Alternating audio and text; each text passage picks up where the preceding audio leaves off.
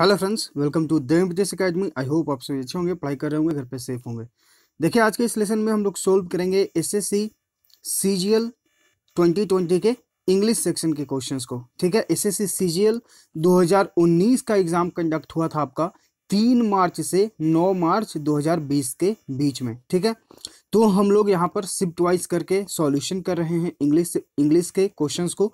तो हम लोगों ने 3 मार्च के सारे शिफ्ट यानी कि शिफ्ट 1, शिफ्ट 2 और शिफ्ट 3, 4 मार्च के सारे शिफ्ट, 5 मार्च के सारे शिफ्ट, 6 मार्च के सारे शिफ्ट, 7 मार्च के सारे शिफ्ट, 8 मार्च को आपका एग्जाम कंडक्ट नहीं हुआ था और 9 मार्च के फर्स्ट शिफ्ट और सेकंड शिफ्ट को हम लोगों ने कर लिया है।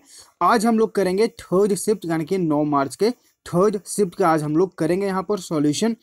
तो आप लोग जो है लेसन को कंप्लीट देखिए। अगर कहीं पर कुछ समझ में ना आए तो कमेंट बॉक्स में जरूर कमेंट करिएगा। ये जो प्रीवियस लेसन्स हैं आप हमारे YouTube channel the MPTS academy उसके प्लेलिस्ट सेक्शन में जाएं, वहां पे आपको मिलेगा एसएससी सीजीएल 2020 पीटी इंग्लिश का क्वेश्चन सॉल्यूशन। ठीक, तो आपको उस प्लेलिस्ट में सारे लेसन्स जो हैं मिलेंगे, आप वहां पर जाकर प्रीवियस लेसन्स को देख सकते हैं। इसके अलावा हम लोगों ने एमबी पब्लिकेशन बुक से भी सॉल्यूशन किया है ईयर वाइज करके। एमबी पब्लिकेशन बुक से हम लोगों ने 2016 किया है पीटी और मेंस दोनों, 2019 हम लोगों ने किया है पीटी और मेंस दोनों, 2018 का हम लोग करेंगे 2018 जो है हम लोगों ने पीटी कर लिया है एसएससी सीजीएल का। ठीक है, क्योंकि आपका जो है अप्रैल और मई मंथ में सीएचएसएल और सीजीएल का पीटी होने वाला है, तो हम लोग जो है प्रीलिम्स के क्वेश्चंस पर यहाँ पर अभी बेसिकली ध्यान दे रहे हैं। तो 2018 के पीटी को हम लोगों ने कर लिया है। अभी हम लोग 2020 के जो 2019 का एग्जाम जो 2020 में हुआ था उसका हम लोग यहाँ पे पीटी कर रहे हैं। अभी हम लोग सीजीएल का कर रहे हैं। इसके जस्ट बाद आपको सीएचएसएल का भी मिलेगा और जो आईबी का एग्जाम जो कंडक्ट हुआ है उसका भी सॉल्यूशन आपको कराया जाएगा इस लेसन के बाद। ठीक है, तो जो भी लेसन आपको प्रोवाइड किया जा रहा है आप सारे लेसन्स को यहाँ पर देखते जाइए, सीखते जाइए, समझते जाइए। कहीं पर कोई दिक्कत हो तो कमेंट बॉक्स में जरूर कमेंट करिएगा। चलिए क्वेश्चन नंबर फर्स्ट पढ़ते हैं। यहाँ पे आपको select the most appropriate synonym the given word चुनना है। सिनोनिम यानी कि पर्यायवाची शब्द। रिलीफ जो हमारा वर्ड है यह है आपका रिलीफ। रिलीफ मतलब क्या होता है? राहत, सहारा। ठीक है, ऑप्शंस देखते हैं। स्ट्रेस यानी कि तनाव, एड यानी कि सहारा, सहायता या फिर सहारा, एंगर यानी कि क्रोध, इमोशन यानी कि भावना। तो राइट आंसर जो है आपका यहाँ पे ऑप्शन बी हो जाएगा। रिलीफ मतलब कि राहत, सहारा, एड मतलब भी होता है सहारा, सहायता। तो राइट आंसर आपका यहाँ पे ऑप्शन बी हो जाएगा। Question number 2, select the most antonym of the given word. Humane. Humane का आपको एंटोनिम बताना है। एंटोनिम यानी कि विपरीत शब्द, अपोजिट इसका। ठीक है, इसका जो वर्ड होता है वो होता है आपका ह्यूमेन मतलब होता है दयालु। ठीक, अब इसका विपरीत क्या होगा? ऑप्शंस देखते हैं। काइंड यानी कि दयालु, ये तो आपका सिनोनिम हो गया इसलिए एलिमिनेट। लिविंग यानी कि सजीव, एलिमिनेट। सिंपैथेटिक यानी कि सहानुभूति रखना, एलिमिनेट। क्रूअल यानी कि निर्दयी। तो राइट आंसर आपका यहाँ पे ऑप्शन डी है। एक व्यक्ति दयालु है और एक व्यक्ति निर्दयी है, तो ये दोनों एक दूसरे के विपरीत हैं। राइट आंसर आपका यहाँ पे ऑप्शन डी हो जाएगा। क्वेश्चन नंबर 3, यहाँ पे आपको जंबल सेंटेंस दिए गए हैं 4, उसे आपको सही ऑर्डर में अरेंज करना है। तो इसके लिए हम लोगों ने क्या सीखा है कि चारों सेंटेंसेस को पढ़ेंगे, उसके बाद जो है हम इसमें से अपना मेन थीम निकालेंगे। थीम निकालने का बेसिकली अर्थ ये होता है कि हम चारों सेंटेंसेस को पढ़ते हैं, sentence A B C D.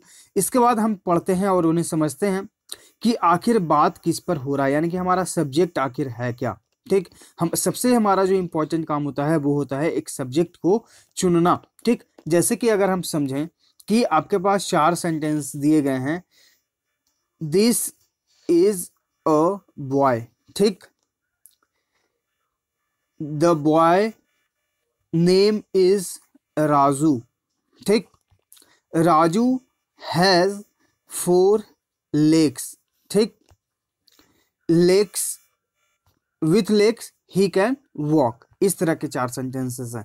तो अगर आप इसे अच्छे से समझेंगे तो यहाँ पे बात हो रहा होगा कि एक लड़का है जिसका नाम राजू है, जिसके 2 पैर हैं और वो उन पैरों के सहारे चलता है। तो यहाँ पर बात किसके बारे में हो रहा है कि सबसे पहले आपका एक सब्जेक्ट बना लड़का। एक बेसिकली जो लड़का है उसका नाम राजू है, उसके 4 पैर है और वो उसके सहारे चलता है। ठीक, तो यहाँ पर देखिए ये आपको कब समझ में आया? जब आप जो है इस सेंटेंस का अर्थ समझ पाए। ठीक, और ये सेंटेंस को अर्थ समझने के लिए हमारे पास इंपॉर्टेंट जो हमारा होता है पार्ट वो होता है हर एक वर्ड को समझना। ठीक, अगर आप इन वर्ड्स को पढ़ेंगे तो चलिए समझते हैं। यहाँ पर सो मतलब इसीलिए, इन द एग्रेरियन ईरा, यानी कि जो हमारे कृषि काल थे, you destroy your enemies productive capacity by burning his crops और फील्ड्स, यानी कि आप जो है अपने दुश्मन के जो उपजाऊ कैपेसिटी हैं उनको आप कैसे बर्बाद कर सकते हैं। डिस्ट्रॉय यानी कि बर्बाद करना, आप उनके खेत को जला सकते हैं, उनके अनाज को जला सकते हैं, ठीक। Now in the information era destroying the enemy's productive capacity mean destroying their information infrastructure, यानी कि आज के इस मॉडर्न युग में अगर आप उनका कुछ जलाते हैं, इट मीन्स कि आप उनका इंफॉर्मेशन इंफ्रास्ट्रक्चर ही बर्बाद कर रहे हैं, ठीक। तो यहाँ पर आप इस तरह से पढ़ेंगे तो देखेंगे कि बात यहाँ पर जो हो रहा होगा वो हो रहा होगा आपका कि यहाँ पर जो है आपका बैटल जो है आपके दुश्मन से है, मतलब कि आपका जो दुश्मन होगा आप उसी से तो युद्ध करेंगे, ठीक। और उसके बाद जो है आप उसके जितने भी उपजाऊ चीज या फिर जितने भी उसके इंपॉर्टेंट चीज हैं आप उसको बर्बाद कर देते हैं या फिर उसे आप जला देते हैं, ठीक। तो यहाँ पे बात हो रहा होगा कि दो पर्सन्स हैं और दोनों एक दूसरे के दुश्मन हैं और वो जो है एक दूसरे के चीजों को, जो महत्वपूर्ण चीजें हैं वो उसको बर्बाद कर रहे हैं, या फिर अगर आपके पास खेत है तो उस खेत को जला रहे हैं। तो इस प्रकार से ये दिया गया है पूरा सेंटेंस, ठीक। तो यहाँ पर जो हमारा सेंटेंस शुरू होगा वो होगा आपका ऑप्शन सी, यानी कि your battle with your enemy, you battle with your enemy, battle यानी कि आपका लड़ाई, विथ योर एनिमी यानी कि अपने दुश्मन से, by destroying the enemy's productive capacity, यानी कि आप उसे के बर्बाद कर देते हैं, डिस्ट्रॉय यानी कि अपने दुश्मन के प्रोडक्टिव कैपेसिटी को, प्रोडक्टिव यानी कि उपजाऊ उसके क्षमता को, which will be different depending upon the foundation of economy, जो किस पर जो है प्रभाव डालेगा, वो डालेगा फाउंडेशन ऑफ इकोनॉमी, क्योंकि हर एक व्यक्ति वो अगर अर्न कर रहा है तो वो व्यक्ति खर्च भी करता है, तो वो खर्च करता है तो उसमें जो टैक्स आता है वो सरकार को आता है, और सरकार से मतलब क्या बनेगा, वहां पे जो है इकोनॉमी पे पूरा जो है हमारा पूरा भी जो भी इकोनॉमी रहेगा उस पर वो जो है डिफरेंट पड़ेगा, असर पड़ेगा, ठीक। तो यहाँ पर बेसिकली यही बात हो रहा है, आपका सेंटेंस शुरू होगा सी से, ठीक। तो यहाँ पर देखिए अगर आप अपने ऑप्शंस को देखेंगे तो डायरेक्ट यहाँ पर देखिए ऑप्शन सी जो है सिर्फ एक ही से शुरू हो रहा है, तो आप जाइए ऑप्शन सी के साथ। तो यहाँ पर जो है हम आपको बस ये इसका बेसिक फॉर्मूला जो है हम आपको बता रहे हैं कि कैसे आप इसे समझिए। तो इसके लिए आपको क्या करना होगा कि हर एक सेंटेंस को अच्छे से पढ़ना होगा, ठीक। और उसके बाद जो है आपको समझना होगा कि आपको यहाँ पर अर्थ क्या कहा जा रहा है, उसके बाद जो है आप इसे प्रैक्टिस करिए। आप जितना इस पर प्रैक्टिस करिएगा उतना आप बेहतर होते चले जाइएगा। सीजीएल मेंस में अगर आप अपियर होंगे तो वहाँ पे आपको जो है 20 क्वेश्चंस मिलेंगे, ठीक। तो सीजीएल मेंस में अगर आप अपियर होंगे हर एक मार्क आपके लिए इंपॉर्टेंट है, 20 क्वेश्चंस आएंगे, तो इस पर आप ज़्यादा से ज़्यादा प्रैक्टिस करिए। अगर आपको इस लेसन का पीडीएफ चाहिए तो आप हमारे Telegram channel the MPTS academy description में उसका लिंक दे दिया गया है, आप वहां से अगर ज्वाइन करिए, उस पीडीएफ को डाउनलोड करके आप खुद से भी प्रैक्टिस कर सकते हैं। क्वेश्चन नंबर 4 यहाँ पे आपको फिल इन द ब्लैंक करना है। The popular leader is remarkable for the way in which, the popular leader यानी कि जो प्रसिद्ध नेता है, इज रिमार्केबल यानी कि अद्भुत, अकल्पनीय, फॉर द वे इन विच यानी कि वो इस प्रकार से काम करते हैं, he fill in the blank the qualities of good politician and a world class thinker. Options देखते हैं। कंट्रोल यानी कि नियंत्रण करना, कंडीशन यानी कि स्थितियां, पोर्ट्रेट यानी कि वर्णन करना, शो यानी कि चित्रित करना मतलब दर्शाना, ठीक। In which he shows the qualities of a good politician and a world class thinker, मतलब कि किस प्रकार से वो एक अच्छे नेता और एक वर्ल्ड क्लास थिंकर के रूप में जो है दर्शाता है उनका ये जो इस तरह का रिमार्केबल वे में वो काम करते हैं, ठीक। तो यहाँ पर हम जाएंगे ऑप्शन डी के साथ, ठीक। यहाँ पर आपके लिए इंपॉर्टेंट वर्ड एक पोर्ट्रे है, इसका मतलब होता है चित्रित करना, वर्णन करना, ये एसएससी में बहुत बार पूछा भी गया है। क्वेश्चन नंबर 5 यहाँ पर आपको अंडरलाइन सेगमेंट में इंप्रूवमेंट की जरूरत है तो करें, नहीं तो फिर नो इंप्रूवमेंट ऑप्शन के साथ जाएं। Long after those 5 horses finished drinking water from the trough, an old horse appeared over the brow of the hill। यहाँ पे सबसे पहला काम क्या हो रहा है, सबसे पहला काम हो रहा है घोड़ों के द्वारा पानी पीना, उसके बाद जो है दूसरा घोड़ा आया वो अपेयर हुआ। तो जो पहला काम हो रहा है उसे आप पास्ट परफेक्ट में रखें, या अगर प्रेजेंट में हो तो उसे आप प्रेजेंट परफेक्ट में रखें, और दूसरा पार्ट जो है सिंपल प्रेजेंट या सिंपल पास्ट में रखें, ठीक। तो यहाँ पर देख रहे हैं कि पास्ट में हो रहा है, इसलिए हम पहला वाला पार्ट जो है पास्ट परफेक्ट में रखेंगे। तो यहाँ पे पास्ट परफेक्ट यानी कि हैड प्लस वर्ब का थर्ड फॉर्म। तो यहाँ पर देखिए ऑप्शंस को देखेंगे, एलिमिनेट, ऑप्शन देखिए एलिमिनेट, यहाँ पर देखिए एलिमिनेट, राइट आंसर आपका यहाँ पे ऑप्शन डी हो जाएगा। क्वेश्चन नंबर 6 यहाँ पे आपको OWS यानी कि वन में सब्स्टिट्यूशन बताना है। A building where grain is kept और स्टोर्ड, ग्रेन मतलब होता है धान, अन्न, जिसे जहां रखा जाता है उस बिल्डिंग को क्या कहते हैं। ऑप्शंस देखते हैं। ग्रेट, ग्रेट मतलब क्या होता है थाली, ठीक। उसके जाली, ग्रेट मतलब हो गया आपका झाली या फिर भट्टी जिसे बोलते हैं। ग्रैंड स्टैंड यानी कि मचान या फिर भाषण मंच। ग्रीनरी, ग्रीनरी मतलब क्या होता है हरियाली। ग्रैनरी इसका मतलब होता है अन्न भंडार। तो राइट आंसर आपका यहाँ पे ऑप्शन डी हो जाएगा, जहां पे आप अन्न को रखते हैं उसे बोला जाता है ग्रैनरी। ऑप्शन डी यहाँ पे राइट आंसर हो जाएगा। आगे के लिए आपका सेंटेंस है, इसे आपको एक पैसेज दिया गया है, फिल करना है आपको, ठीक। When you inter a restaurant, जब आप एक रेस्टोरेंट में इंटर करते हैं, यू टेक योर, तो क्या आप लेते हैं वहां पर जाकर, प्लेट लेते हैं? नहीं, क्योंकि आप रेस्टोरेंट में जाएंगे तो आप तो अपने कुर्सी पे बैठेंगे, मीन्स कि आप एक सीट लेंगे। You take your seat and you are served a glass of water, आप अपने सीट पर बैठते हैं और आपको जो है एक ग्लास ऑफ वाटर लाकर दिया जाता है, सर्व किया जाता है, ठीक। चलिए आगे पढ़ते हैं। यू टेक योर, उसके बाद जो ऑप्शन है, उसके बाद जो सेंटेंस है, ये है आपका you take your fill in the blank. Option है प्लेस यानी कि स्थान, ठीक, टाइम यानी कि समय, पेन यानी कि कलम, वॉलेट मतलब कि आपका जो पर्स जिसमें आप पैसे रख रहे हैं, ठीक। तो यहाँ पर हम जाएंगे आपका ऑप्शन बी यानी कि time. You take your time to decide, यानी कि आप अपना समय लेते हैं इस चीज को निर्णय लेने के लिए। व्हाट यू शुड ऑर्डर, कि आपको क्या ऑर्डर करना है, इसमें आप समय लेते हैं, ठीक। वेन अ, अब अगर आप रेस्टोरेंट में जाएंगे तो क्या आपको देखने को मिलेगा, वेटर।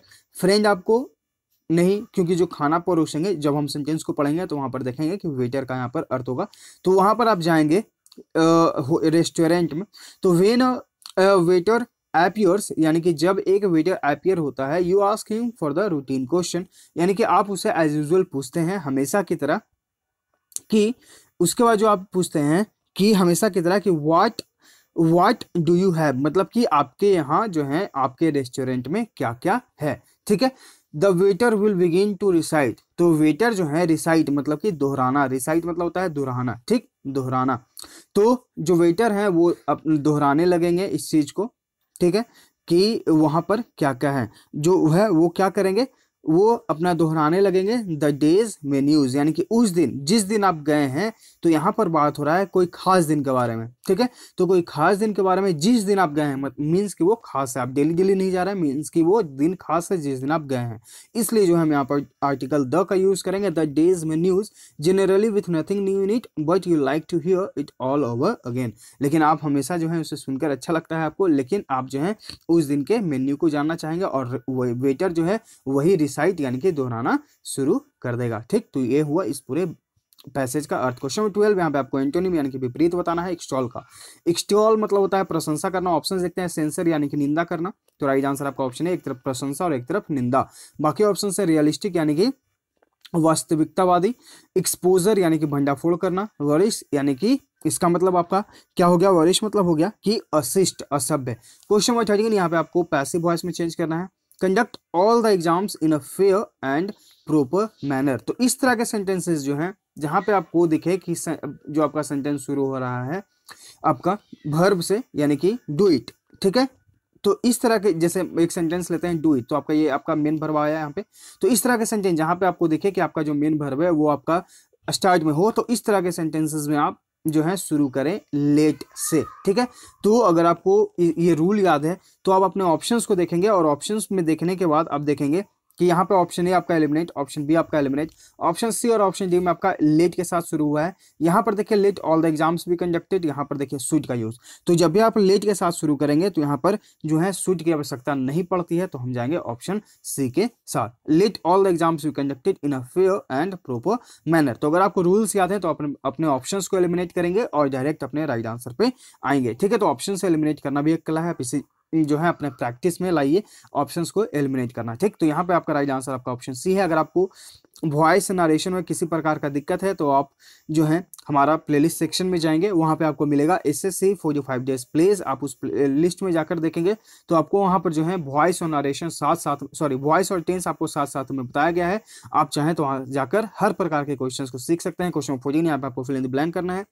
टुडेज ग्रेजुएट्स यानी कि जो ग्रेजुएट होते हैं, आज के जो ग्रेजुएट्स हैं, ठीक, जो स्नातक हम लोग बोलते हैं जिसका अर्थ होगा should fill in the blank encourage, upgrade, dilute या फिर active, should their skills constantly to be able to excel in their career and life. Options हैं इनकरेज यानी कि प्रोत्साहित करना, अपग्रेड यानी कि खुद को और बेहतर करना, ठीक है। अपग्रेड मतलब क्या हो गया, खुद को बेहतर करना, उन्नति करना, उसमें तरक्की करना, ठीक है।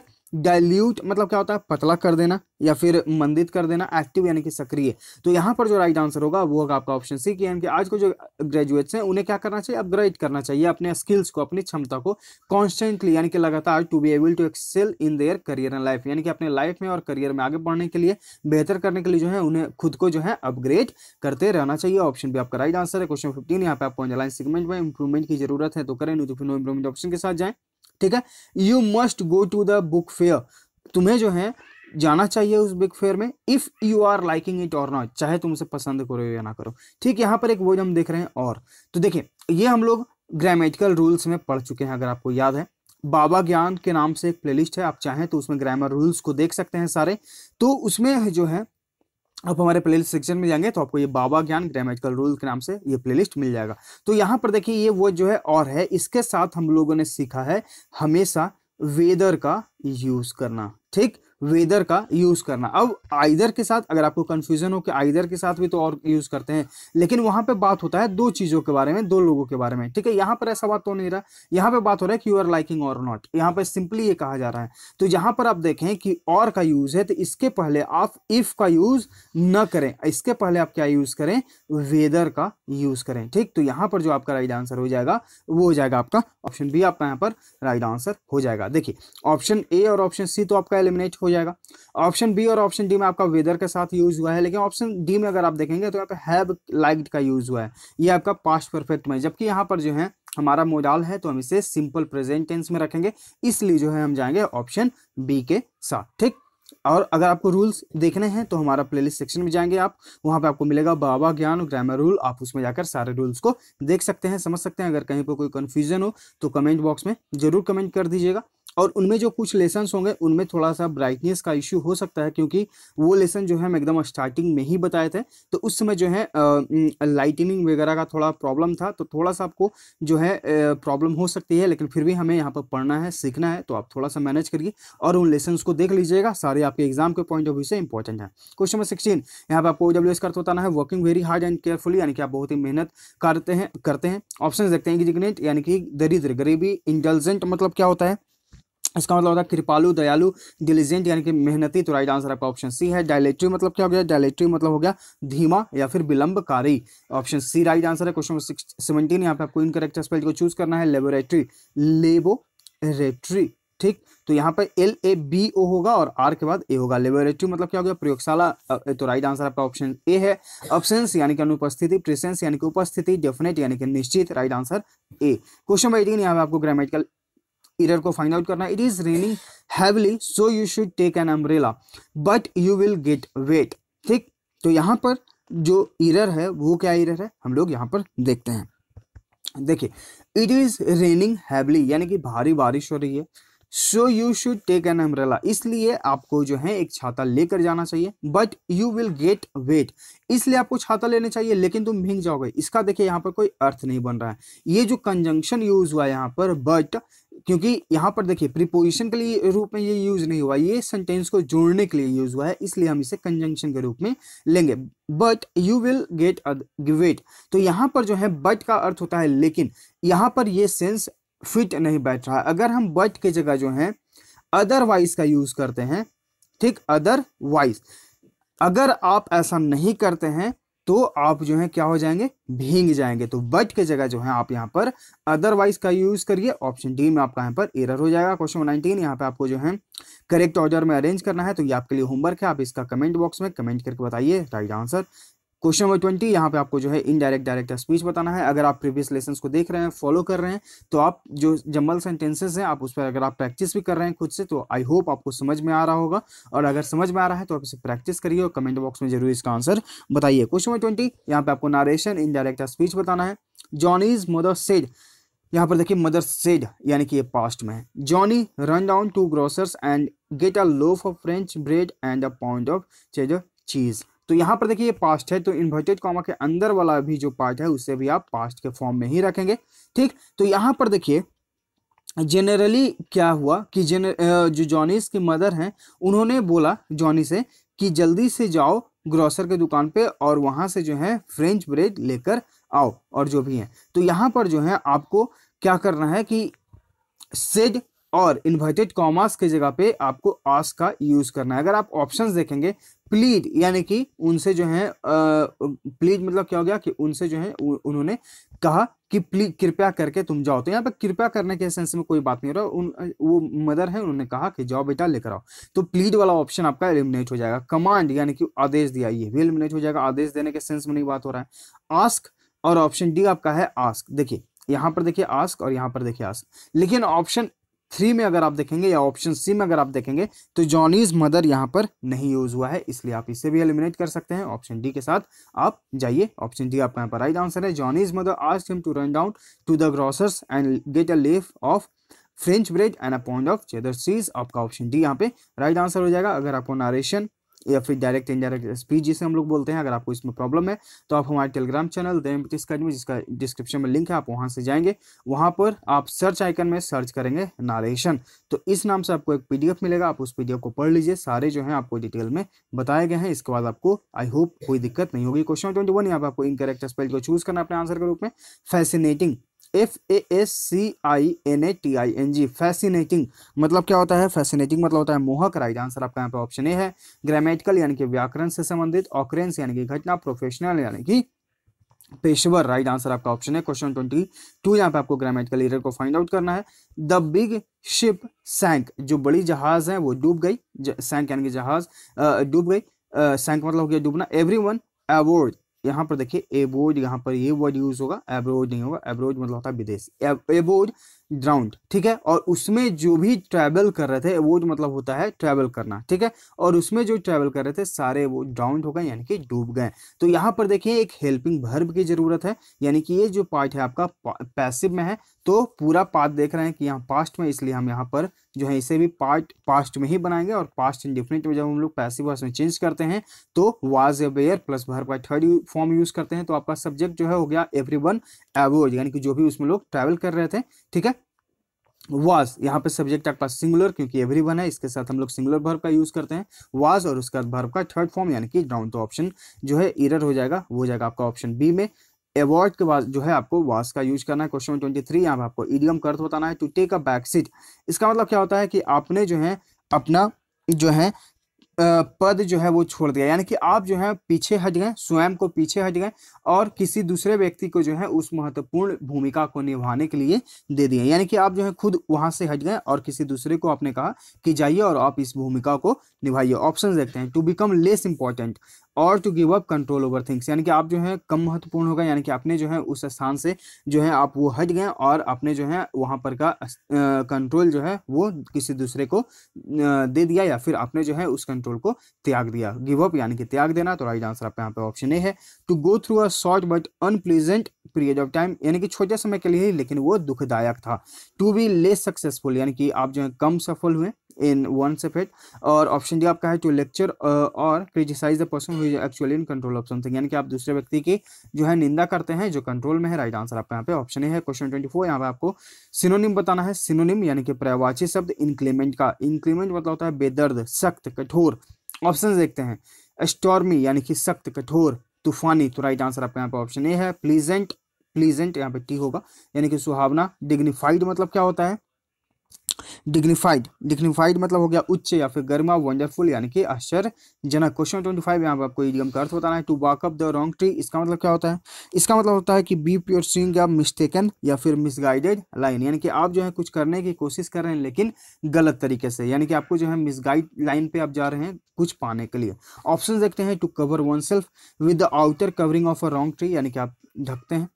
टू साउंड और appeal ferocious but not actually so, यानी कि आप फेरोसियस यानी कि उग्र दिखने की कोशिश करते हैं लेकिन आप है नहीं वैसे।